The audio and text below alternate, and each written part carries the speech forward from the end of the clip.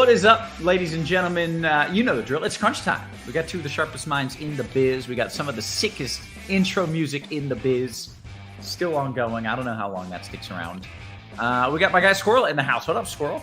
Hey, how's it going? Little compact 3-game slate. Actually, it's not even that compact. It's just because the one game starts a couple hours from now in Colorado. But we still got a little something for everybody. Some weather, some games in Coors Field. So it's a good one.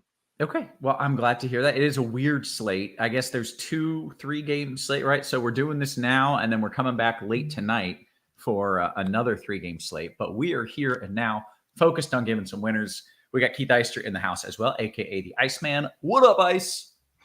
Yeah, not too much. Nice little breakfast slate here for me out here in Pacific time. But it's pretty straight. Chow down. I love it. That's right. Nice little pregame. Did you watch the Knicks last night?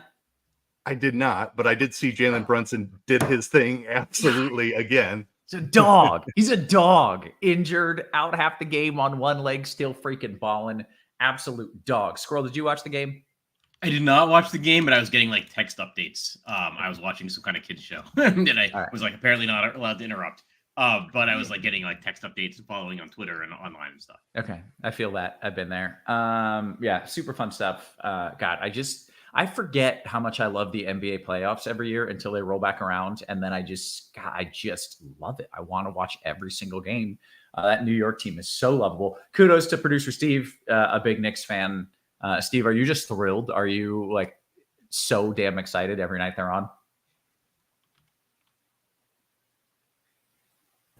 Oops, I hit the wrong button. Yes, it's awesome. They're such a fun team. They're so likable. It's so stressful with all our injuries. It's just unbelievable. Every game, it's like, who are we going to lose today? Right. Yeah. Who's going out? They just play really well together, though. It's awesome. Yeah, super fun team. It's like what everybody criticizes basketball. They're like, there's not enough heart. There's not enough effort. Like, watch the Knicks play. Just watch the Knicks play. They have everything that you want. They're like college basketball, only at a higher level. It's phenomenal. Anyways, Mab says, hey, I'm surprised there's a crunch time. Just saying what's up and hitting the like back to work. Thank you. Thank you, Mabs. We appreciate that. We're a little surprised there's a crunch time as well. We weren't sure, but here we are. And we're here to give some winners. We do have to talk weather. I assume because it's only a 3-game slate that the weather matters in all of those games, right? The only game where we could legitimately see issues is Cincinnati. I've got it as yellow, and it is the yellowest yellow that has ever yellowed. It's just like pop-up showers are going to form. They could absolutely cause a delay. They could totally miss the ballpark and not cause a delay. It could rain lightly and they play through it. It's just chance for a delay, and that's it. I don't think it would be a particularly long delay if it happens, but also not out of the question. So, Ice, I ask you, do we want pitchers there? Yeah, we do. Hunter Green is there. Ciccone is, it's a very straightforward slate. There's 3 very clear pitchers to play. And then the offenses of the other 3 are obvious as well. So Hunter Green is definitely in play there. I assume because it's pop-up in nature that we can't really pin down a time when the delay might occur. Yeah, it's like right now, radar is fully clear. There's nothing that's happened. And it's just forecast models kind of pop things in the early afternoon. And we could see a delay. And no meteorologist in the world could tell you where those are going to go up or when exactly they're going to go up. It's a chance for a delay, more likely later than early, but legitimately at any time it's possible. I think you just take those dice and you roll them on a 3-game slate. And I think it probably works out for you. But if you want the no-risk route, then maybe Hunter Green is not your dude today. That's it. Fair enough. We do have 2 other high-upside pitchers. He's a little bit cheaper than both of those guys, so he's squarely in play if the weather holds. Yeah. Okay. Well, that's it. So why don't you go ahead and take it from there, and we'll kind of dive into those pitchers, Ice. Yeah. So like I mentioned, there's 3 upside arms, 3 what I would consider aces on the slate. Logan Gilbert gets a great matchup against Minnesota. His strikeout rate is way up this season, up around 29%. Pablo Lopez is actually projecting as the best play on the slate. That's because he gets a matchup against Seattle, who is the highest strikeout team on the slate. There's actually a bunch of high strikeout teams on this slate. The top 3, Seattle, Cincinnati, and Colorado, are the 3 highest strikeout teams in baseball. And then Minnesota is top 10 as well. So there is upside among these pitchers today. I have a slight preference for Lopez over Gilbert. You save a little bit of money. His strikeout rate is way up, over 30% this season as well. But the field does as well. We're projecting Lopez for massive ownership. It makes sense. It's a very high upside. Like 10 strikeouts in this matchup would not surprise me from Pablo Lopez. It's a 3-game slate, so you might just plug in Pablo Lopez and try to get different elsewhere. But Logan Gilbert, Pablo Lopez, and then Hunter Green dealing with a little bit of weather. Maybe that brings his ownership down and makes him an even better tournament play. Like we need ways to get different on a 3-game slate anyway. It's generally very tough, especially on a slate that is this straightforward. So if the weather there brings the Hunter Green ownership down, then I'm even more interested in Hunter Green. Actually, he's also a guy who has a huge strikeout rate and could rack up like 6 Ks in 5 innings, and then the game gets called. You get the complete game bonus as well. So probably no postponement in that game. You think just delay risk? Almost. I can't really even fathom a way that happens. Yeah, just a few pop-up showers. They'll get the game in. It's just, will they see a delay? Okay. So no poor man's complete game on. No, I don't think we got one of those cooking. Yeah. All right. From there, it gets really dicey. Like those are the very clear and obvious top 3 pitchers on the slate. If you're trying to get a little bit weird, Slade Ciccone, I think, is the guy I'd look to. Cincinnati has that high strikeout rate. Like I mentioned, he's been okay from a strikeout perspective. There's just, it's tough to see the path for these other 3 guys. Like Keaton Winn is low strikeouts and he's in Coors Field. Cal Quantrill, I wouldn't even consider him, honestly. So there's not a lot of options. I'm mostly sticking to the top 3. In 20 lineups, I might have 1 or 2 Ciccones, but it's really obvious that who the top 3 pitchers are and who the bottom 3 pitchers are.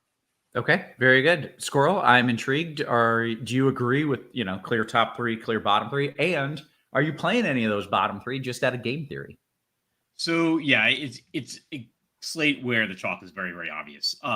So the clear top 3, it is like Pablo Lopez, Logan Gilbert, and Hunter Green, and they really do like stand out above the other 3 guys. I actually think Pablo Lopez will be the absolute chalk, and I think he actually stands out above the other 2 guys within the top 3. To bring it back to basketball, like all basketball season, we like targeted teams playing the Washington Wizards. The Seattle Mariners are like the Washington Wizards. Like I don't know how many people have noticed. I just write up the pitcher like facing Seattle every day, and every day the guy gets like double-digit strikeouts. Because like the team just whiffs, and it seems like an organizational philosophy kind of thing of like, yeah, we don't care, swing for the fences, strikeout doesn't matter, just another out. Some teams don't believe that way. Seattle appears to believe that, and have like accumulated hitters like that accordingly. So they are just racking up a ton of strikeouts, and Pablo Lopez would be like potentially the chalk pitcher on like a 10-game slate, and we only have 3 games to work with. So I think like on Fan, and then it's not a question of like, is Pablo Lopez going to be like the top scorer? Like every projection is going to show Pablo Lopez as being the top scoring pitcher. It's just a question of like, how much risk do you want to take on? How big of a contest are you playing? Like if you're playing like a 15,000 person contest, maybe you want to stack the Mariners, right? Or play Lopez and stack the Mariners, or just not play Lopez, like play Keaton Witt and Hunter Green or something like that. And that's a possible combination that could like rise to the top out of 10,000. If you're playing like a much smaller field contest, I would probably just play Pablo Lopez and forget about it. Okay. How about these other guys? How much of, Gilbert, Green, and others do you have?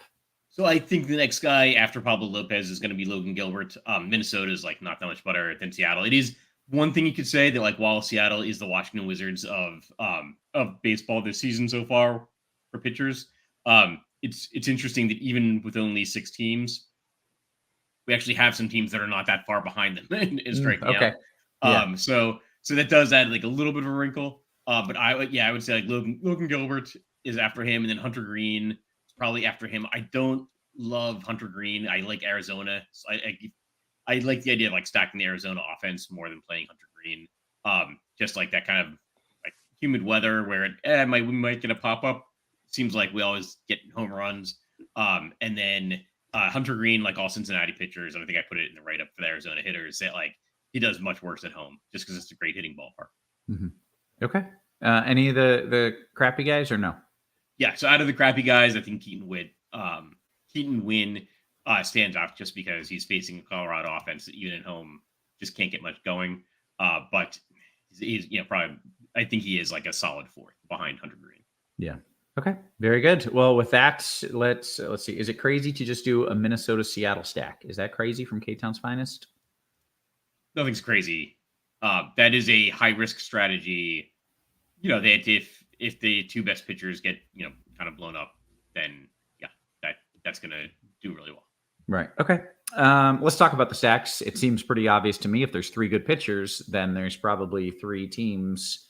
If there's three good pitchers and three bad pitchers, then there's probably three good stacks that most people are playing. But Squirrel, maybe I'm wrong. Yeah. Actually, I kind of disagree because I think Arizona is a really good stack. Even though Hunter Green is like a high strikeout pitcher, sometimes you see that. But you've got a high strikeout pitcher in a bad pitcher's ballpark, like good park for hitters. Like if Hunter Green just strikes everybody out, then it's Hunter Green's day. But if he doesn't, it's a good ballpark, to be hitting the ball in. So I kind of like Arizona. I like them as the road team. I will say that I'll just go on a soliloquy about the road teams. Like I always favor the road team because like when the home team goes bananas, they usually are not hitting in the ninth inning. And the road team goes bananas, in the fifth inning or sixth inning or whatever. They're often they are hitting in the ninth inning, and they're often facing like the shortstop. So like I always favor like the road team between like two somewhat equal offenses. Yeah. Okay. How about other stacks? Other stacks. So we have a game in Coors Field. So that's something you want to consider, and it's almost like contrarian at this point to be playing Coors Field because like I feel like every Coors Field slate we've got better offenses somewhere else. Yeah. And that often happens when we've got a game in like Cincinnati or Boston. But you could almost play the Giants or the Rockies as a contrarian stack at this point. And they're probably a good contrarian stack because they won't be owned as much as like the Reds or the Diamondbacks, I don't think. So yeah, I think you can go with San Francisco or Colorado if you want, and that gets you a little bit different, or mix and match the teams playing in Colorado and Cincinnati. Okay, very good. Ice, is there a chalky stack here? By the way, TJ in the chat says, Roth, please don't call these teams with crappy pitchers. They are mound challenged. Yes. Ice, are you stacking against these mound challenged teams? And is there chalk out there? I think the chalk is kind of spread out between Arizona, Cincinnati, and San Francisco. Like Colorado is certainly going to be low owned in Coors. So I definitely don't mind that. I know they're a terrible offense, but it's still Coors Field. But yeah, I think the top three are clearly Arizona, Cincinnati, and San Francisco. I wouldn't say any of them are overly chalky compared to the other among the top three, but I think those three will clearly be higher owned than the others. Okay. Do you have a personal favorite? Cincinnati is my personal favorite. I do think Squirrel's take on Arizona makes a ton of sense. Hunter Green is a fly ball pitcher. Arizona has a lot of power in their lineup. They're also very high contact, so they match up pretty well here against Hunter Green. It's a great ballpark for home runs. Obviously, it's one of the best. But yeah, I have a slight preference to Cincinnati on that offense. They're a little bit cheaper. I like their matchup just as well, if not better, against Ciccone. He's really struggled with lefties, so the Reds lefties in particular look pretty good to me. And then San Francisco in Coors is definitely in that top tier for me as well. Quantrill is a really low strikeout righty, which fits really well with the Giants lineup. He did have a spike strikeout game his last time out, but that was in Pittsburgh, which is one of the better pitchers parks in the league. I don't expect him to have that kind of success here in Coors. And the Giants, like, we're often worried about pinch hit risk from them. They have not been doing that near as much here recently, and they have not used a pinch hitter in either of the first two games of this series. So the Giants are definitely up there at the top of the list for me today. Okay. One quick thing that Cardi always points out that I feel like is interesting is when these teams go to Coors, everybody knows the ball carries farther, but also pitches don't break as much. So it's harder to get Ks on your secondary or breaking pitches.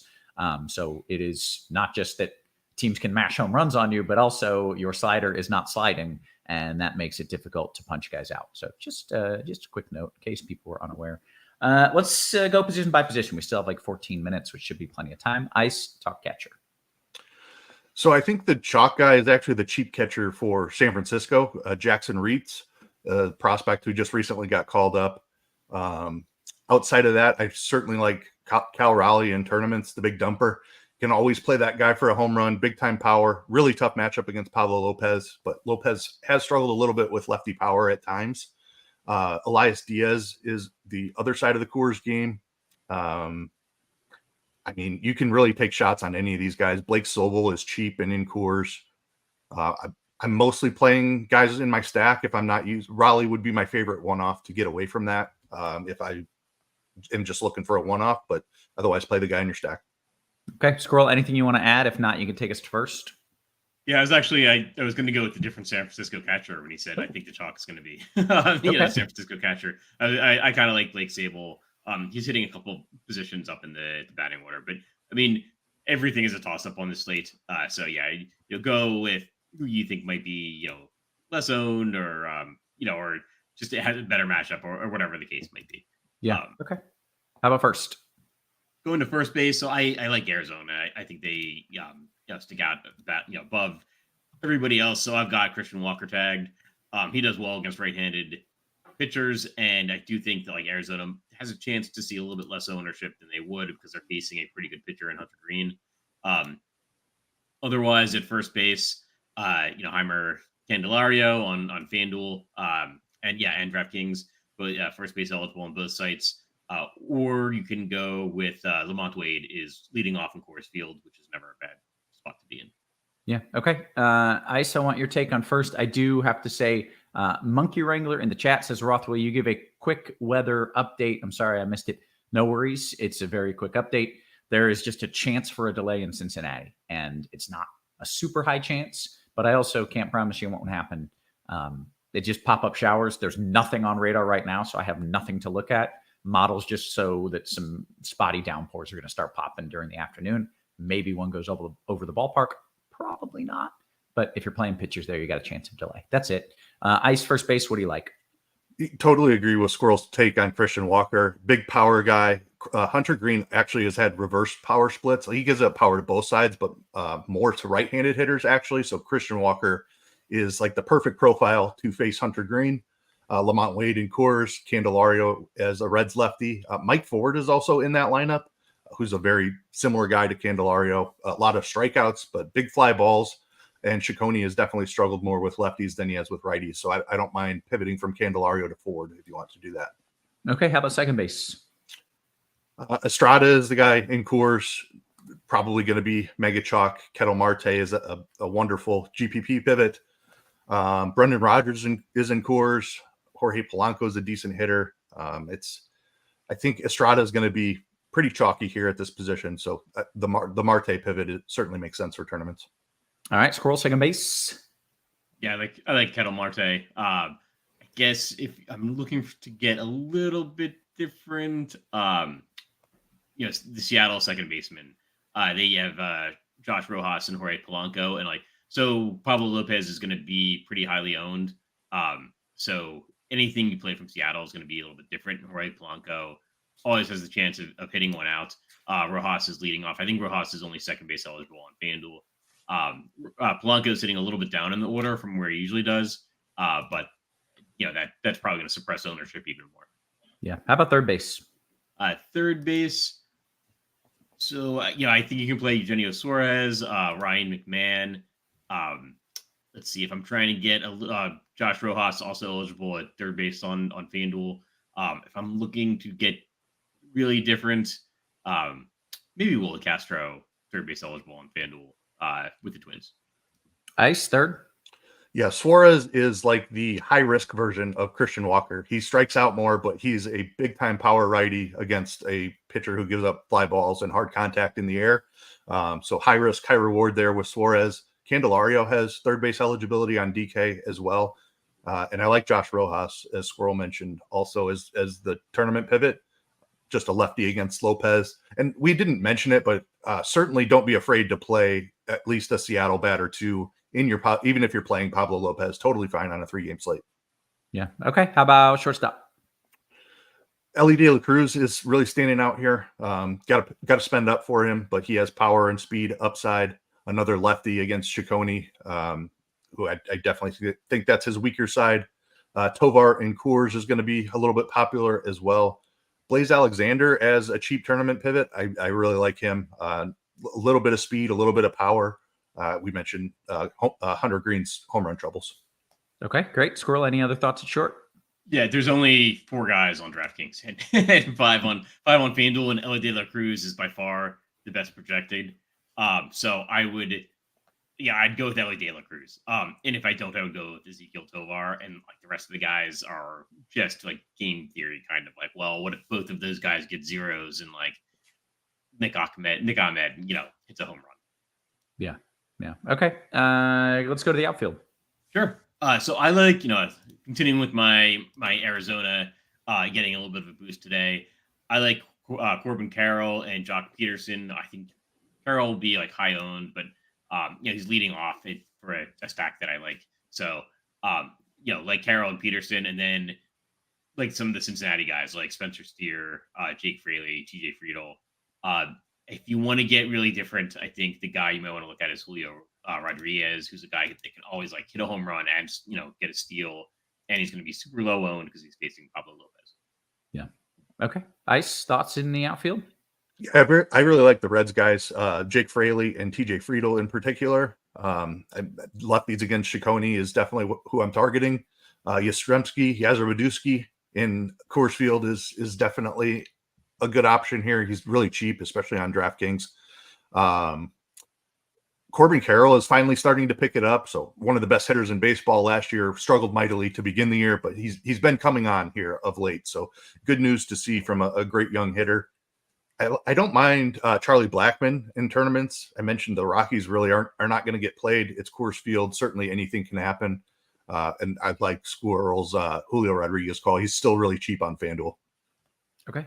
Let's do a home run pick for each of you. Maybe 2. It's your choice. Maybe 3. I don't really care. Give as many as you want. And then we'll open it up to questions. We got about 5 minutes until lock. Squirrel, drop some names on me. Yeah, I'll go with Mike Ford. Okay. Very good. If you want another name, I will go with I'll go with Jock Peterson. Okay. Ice, you got a name or 2? Yeah, I will go Jake Fraley. He hasn't really hit for power this season, but he had almost a 200 ISO against righties last season. So there's definitely some power in there. I love the matchup here in Great American Ballpark against Ciccone, who's struggled with lefty power. And then I will go Eugenio Suarez as a power righty against Hunter Green. I like it. Okay, very good. We'll see if we've got any questions. By the way, if you're watching this on YouTube, note it is free, and all we're asking is that you hit us with the thumbs up. We had our guy, that's it, hit that thumbs up. We had our guy jumping in, Mabs off the top of the show, said, hey, I'm just dropping in just to hit the like. That's the energy that we need. Everybody watching, at least just hit the thumbs up. We're not asking for a whole lot here. And we're going to take some of your questions. DW says, what are your favorite stacks? I'll take one from each of you. Squirrel, I do believe it's Arizona for you. Yeah, Arizona. Yep. I'll take Ice? the other side of that game and go Cincinnati. Okay, perfect. What else? We're bringing in the rain. Yeah, early right. cancellation. We're mushing it. All the way from South Carolina, our guy Daryl George in the chat says your best tournament approach on a 3-game slate, for what it's worth. Yahoo GPP 20 entry at $15. I think 3. Basically, when you're dealing with a 3-game slate, is there anything that you do differently? Squirrel, you are kind of a game theory master. I'll let you answer this one. Yeah, I mean, it's not like super off the radar, but I would play a hitter against my pitcher, especially like on the 2-pitcher sites. Because you think about it, you got to take 2 out of the 6 pitchers, and a lot of people just run their optimizers or whatever they're doing, and it's automatically got a thing and it says like no hitters against my pitcher, and if you don't change it, you're going to get a lineup that that doesn't have it. So guys like Julio Rodriguez and like Jorge Polanco on a day when we're going to see like Pablo Lopez maybe like 70% owned on 2-pitcher sites, like they're just not going to get played as much as they should. Yeah, very, very interesting stuff. Ice, anything that you want to add? That's exactly where I would have went with that. Just because it's not something you generally do on a full slate, but makes all the sense in the world on a short 3-gamer. Yeah. Okay. We'll go to Eric Johnson's question. He says, stack in Seattle because Chalk Lopez scares me. How much of them do you have in 150? I don't know if you're playing 150, but let's say you were. how much Seattle would you have?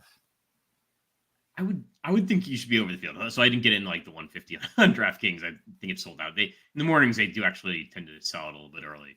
But I would, the average stack out of 6 teams is gonna be owned about 16-17% of the time. The Mariners would probably be see much less ownership in that, and I would go like maybe 10%. Whereas I think they'll be maybe 2 or 4%. Yeah. Okay. Let's see if there's any more questions. And we should note, if you haven't already done so, make sure you're signing up for RotoGrinders Premium. You get not just these shows, but you get all of our behind the scenes content, which is phenomenal. Never been a better time to sign up. You can get a 6-month combo subscription, exclusive price $469.99. That's a savings of $250. That's pretty significant, as opposed to buying 6 individual months of combo premium. And you can get your first month of RG premium for $40 off for a limited time. If you are kind of a guy who wants to try things before you dive in, 3-day pass is $19.99. So make sure you are jumping in on that. Guys, we have done all the things. We have answered all the questions. We've given all the plays. We get to leave a minute early. Are you excited about that? Wow, I'm excited for coming back tonight to do it all over again. Yeah, that's right. We will be back later on tonight for kind of a late slate here. Here we go. Joe says, "Hey Roth, can we call your home run calls dumper stumpers?" Yes, I do like the big dumper. I think dumper stumpers. I think that's appropriate from now on. Roth's dumper stumpers. Lock it in. We are going to bounce on out of here. So for Squirrel, for Ice, for our wonderful production crew, always working hard behind the scenes. Guys, we appreciate you. We love you. And we will catch you later tonight. You have been crushed.